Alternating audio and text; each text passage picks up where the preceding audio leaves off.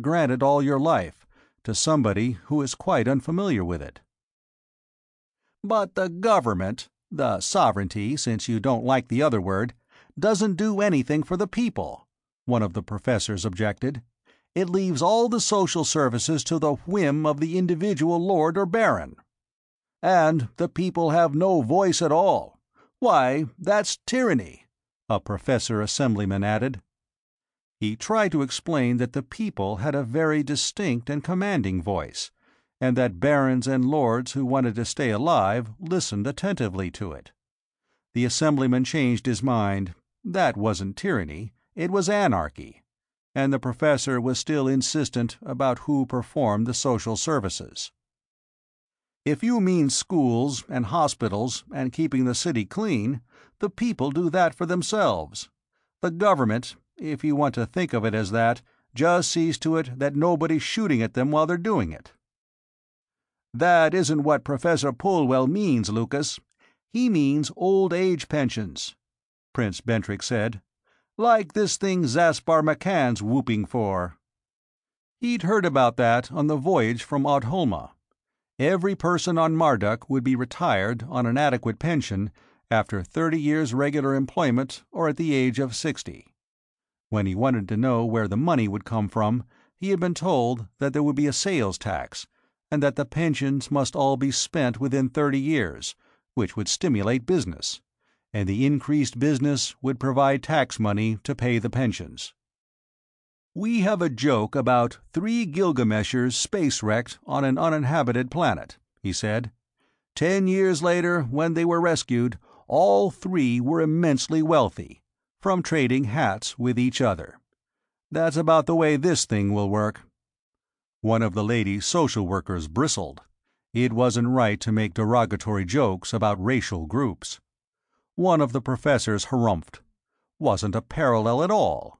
The self-sustaining rotary pension plan was perfectly feasible. With a shock, Trask recalled that he was a professor of economics. Alvin Carford wouldn't need any 20 ships to loot Marduk. Just infiltrate it with about 100 smart confidence men, and inside a year they'd own everything on it. That started them all off on Zaspar McCann, though. Some of them thought he had a few good ideas, but was damaging his own case by extremism. One of the wealthier nobles said that he was a reproach to the ruling class. It was their fault that people like McCann could gain a following. One old gentleman said that maybe the Gilgameshers were to blame themselves for some of the animosity toward them. He was immediately set upon by all the others and verbally torn to pieces on the spot.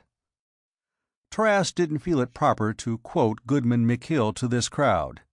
He took the responsibility upon himself for saying, "From what I've heard of him, I think he's the most serious threat to civilized society on Marduk." They didn't call him crazy. After all, he was a guest, but they didn't ask him what he meant either. They merely told him that McCann was a crackpot with a contemptible following of half-wits, and just wait till the election and see what happened. "I'm inclined to agree with Prince Trask," Bentrick said, soberly, "and I'm afraid the election results will be a shock to us, not to McCann." He hadn't talked that way on the ship. Maybe he'd been looking around and doing some thinking since he got back. He might have been talking to Goodman McKill, too. There was a screen in the room. He nodded toward it. "He's speaking at a rally of the People's Welfare Party at Dreplin now," he said. "May I put it on, to show you what I mean?" When the Crown Prince ascended, he snapped on the screen and twiddled at the selector. A face looked out of it. The features weren't Andre Dunnan's. The mouth was wider, the cheekbones broader, and the chin more rounded. But his eyes were Dunnan's, as Trask had seen them on the terrace of Carvel House. Mad eyes.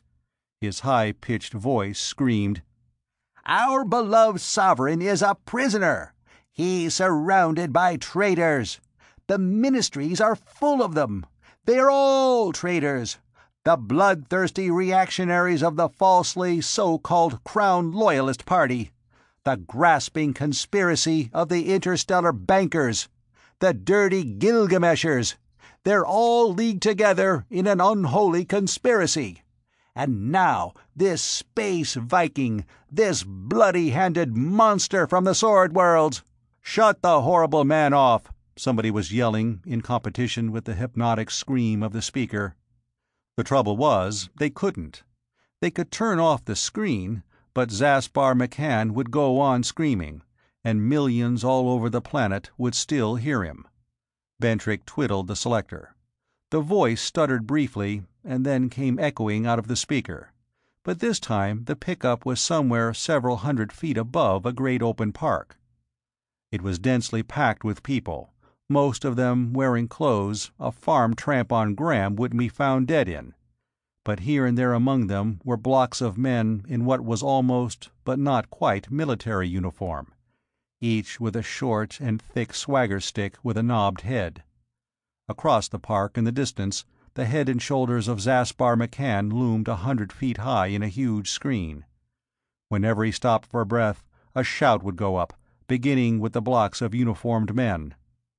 "McCann! McCann! McCann the leader! McCann to power!" "You even let him have a private army?" he asked the Crown Prince. "Oh, those silly buffoons and their musical comedy uniforms," the Crown Prince shrugged. "They aren't armed." "Not visibly," he granted. "Not yet." "I don't know where they'd get arms." "No, Your Highness," Prince Bentrick said. "Neither do I. That's what I'm worried about." End of Chapter 21.